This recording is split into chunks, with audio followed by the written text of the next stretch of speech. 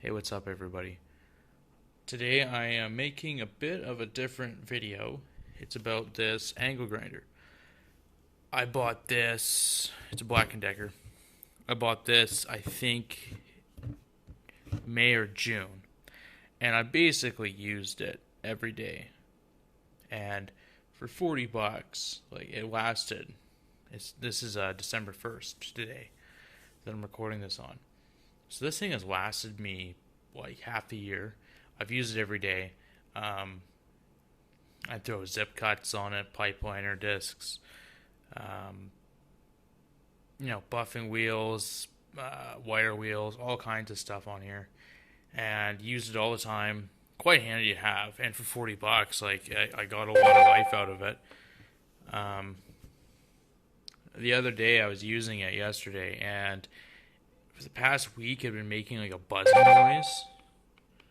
Um, it had been making like kind of a vibrating buzzing noise, and I was like thinking something was wrong with it. And I was thinking about taking it home and open it up because it already, when I bought it, I opened up the gearbox here and filled it full of new grease because there's barely anything in there. And I filled it full of new axle grease. Try to get some more longevity out of it because it did heat up quite hot when you'd using it. So I basically stripped it down, took the handle and the guard and all that stuff off the nuts, the screw on here. But yeah, it was. I was using it and it was making all this buzzing noise, and then the other day it made a big clank sound, and it actually shot out ball bearings. I'll put the photo on screen. I saw the ball bearings, three of them hit the ground,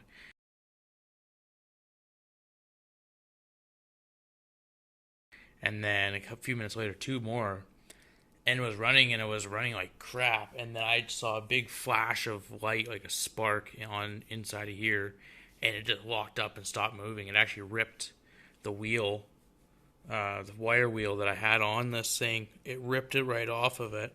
It went flying across the shop, and it's fully locked up. Like normally with an angle grinder, you can spin this, right? You can give it a spin, and it'll kind of go a little bit. And this is just completely dead. Like it's just. And when I try to turn it on, I can put it, and it won't turn it on at all. No noise, no movement, nothing from this. And the cord's good, so I'm gonna do a teardown of it for fun.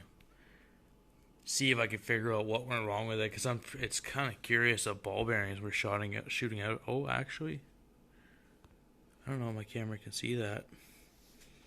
Right there, there's a ball bearing stuck in this like cooling grill. I'll put my finger by it. The phone's not really picking it up. It's a bit too dark. Yeah, there's a ball bearing kind of stuck in there. That's hilarious. Yeah, it's like I don't know. I'm not sure what's going on because it's all covered in grease now, but I don't see any cracks in the housing. So we'll see. But yeah, there's that little bearing there. I'm gonna do a take apart of this and see what goes on. So I unscrewed all the screws out. There's four of them.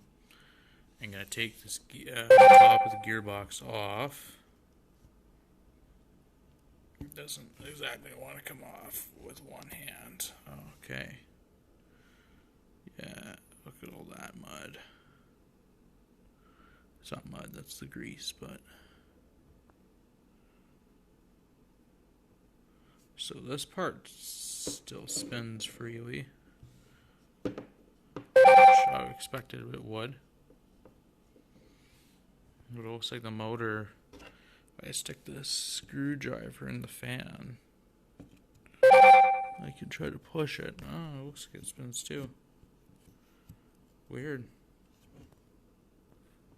I took the screws off the front. There's four of them, two on each side, and it's kind of dumb because the first set of screws they used to hold the gearbox in place was this flathead with a Torx on it, and then the screws they used to actually hold this whole housing thing together is a Phillips. Anyway, I'll pull this off. Grease definitely worked its way in there. Yeah, there's the ball bearings I was talking about right there. So, yeah, there's the bearing. right there. And there's the rest of the bearing stuck in there. So now it looks like all the ball bearings were kind of inside of here. And they kind of shot out of this vent and got hit out by this little fan blade motor thing here. To get this whole assembly out, I just stuck a flathead screwdriver in here and put it in through these holes and just popped. This whole assembly came out. So I'm going to retract my earlier statement.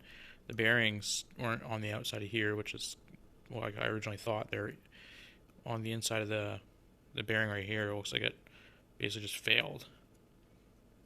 And like that should not happen. So it looks like the ball bearings are from inside of there. And they just got yeeted out of there. So I almost wonder, I don't even know if it's worth it, because this is probably pressed on anyways, if I can replace the bearing and if the grinder will work again.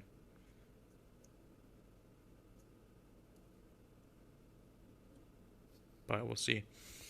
That's basically about it. Like, you can't really see much down there, but pretty simple construction. Part of me wonders if I overfilled this thing with grease and if the grease would kill the bearing, but I feel like that's pretty unlikely.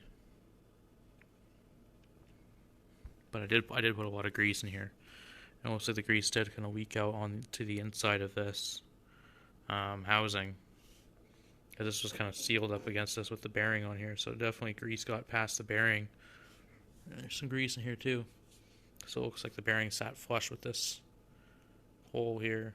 And we're supposed to seal all the grease in, and I probably overfilled it. I wonder if that killed it. I feel like it's unlikely though, but it might have. So that's interesting to see. So I don't know. I got this for $40.